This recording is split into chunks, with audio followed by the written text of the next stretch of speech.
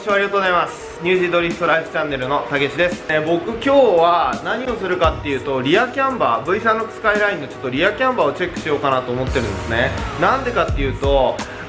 先週の金曜日にドリフトパークでちょっとステアリング切り角ですね、新しいセットアップをちょっと試すために行ってきたんですけど、それ自体はすごい良かったんですよ。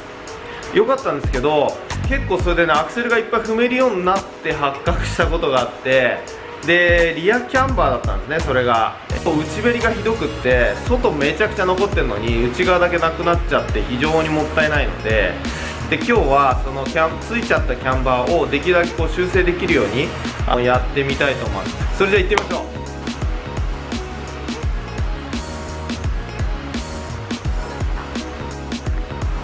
今2度ぐらいいってるので、それを、0.5 度ぐらいまで戻したいと思います。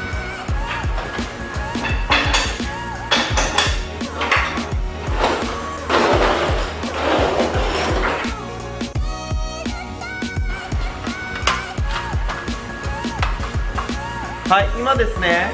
ちょっとリフトアップした状態でチェックしてるんですけども、この状態だと 0.6 度ぐらいまでキャンバーが起きるんですね。なんで、約 1.5 度ぐらいこの 1G の状態からリフトアップするとキャンバーってどうしても起きるんでね、その差が 1.5 度逆算すると、このジャッキアップした状態でポジティブの1度までに調整できれば、こう 1G の状態で 0.5 度ぐらいになるんじゃないかと思うんで、その辺でやってみますね。はい。でですね、実際下回りをちょっとチェックしてみたんですけども、もうダメでしたね。調整しろがいっぱいだったので、この2度以上、少なくするってことができなかったので、しょうがなくボルトを抜いて、なんとか長穴加工してですね、キャンバーを合わせることにしました。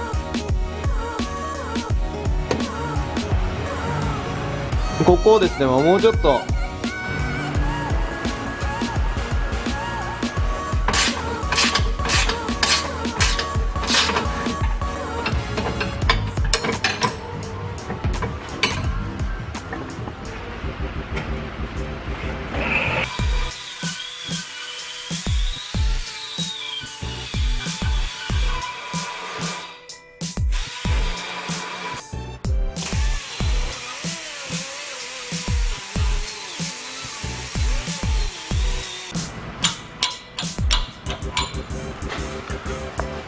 これ組んだらですね、でちょっと調整してポジティブ 1.6 にしました。結構ね、かっちりいきましたよこれ。はい。ただですね、キャンバーの方は良くなったんですけども、今度は頭角の方が、ちょっとどうしてもねトーンインがきつくなっちゃって、その調整しろもなかったんですね。なんで今度は、そちらも長穴で対応したいと思います。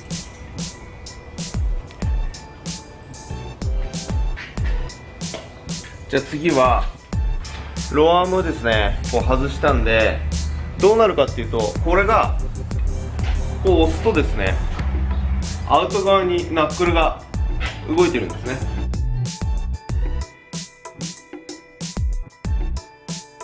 で今ですね、ついでにこのローアームの調整位置ですね、これを真ん中まで、こいつを真ん中まで駒を動かした状態で、どのくらいまで削らなきゃいけないかなっていうのをね、こうチェックしてるんですけど、そうすると結構円の半分ぐらいですね、削んなければいけないかなという感じではあるんです。でちょっと気になったのがナックルの方に出てるこのちょっとした出っ張りだったんですよね。これもアームがつくのところがちょっと近づいちゃうんで、そこもついでに削ることにしました。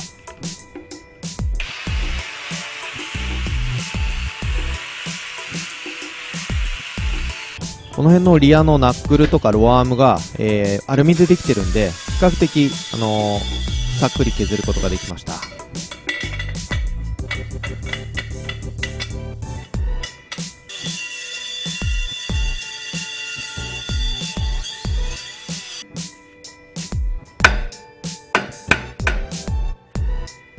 はい、こんな感じでギリギリここもですね、当たらないように加工して、このイン側に 3.5 ミリ入れましたね。でこっちの調整の方はだいたい中心点に、駒の中心点なんで、ここからアウトでもインでもできるように加工してます。でポイントはこれですね。これポジティブ 1.7 なんで、これで1G 状態になると、ちょうど0度から0.5 ぐらいになる予定ですね。反対側もポジティブ 1.6、1.8 ぐらいなんで、これでなんとかいい感じに調整できるんじゃないかなと。これがタイヤつけてやってみます。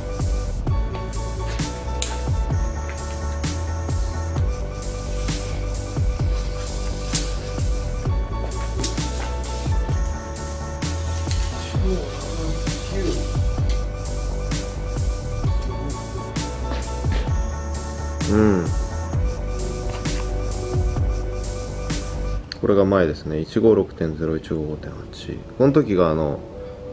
すごいキャンバーついた時ですね。で、両方外して、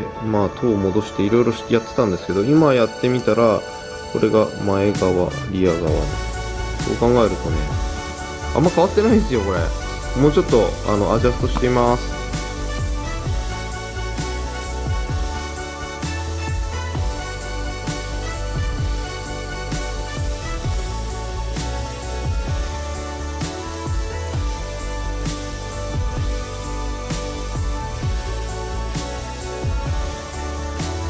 いや、これね、いい感じになりましたよ。とりあえず、トントンになってます。しかも調整しろが、本当にね、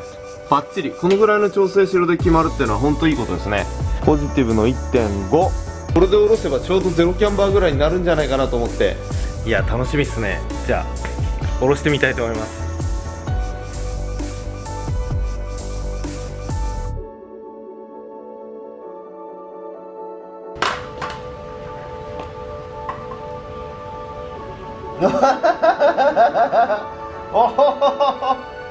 左右ともキャンバーが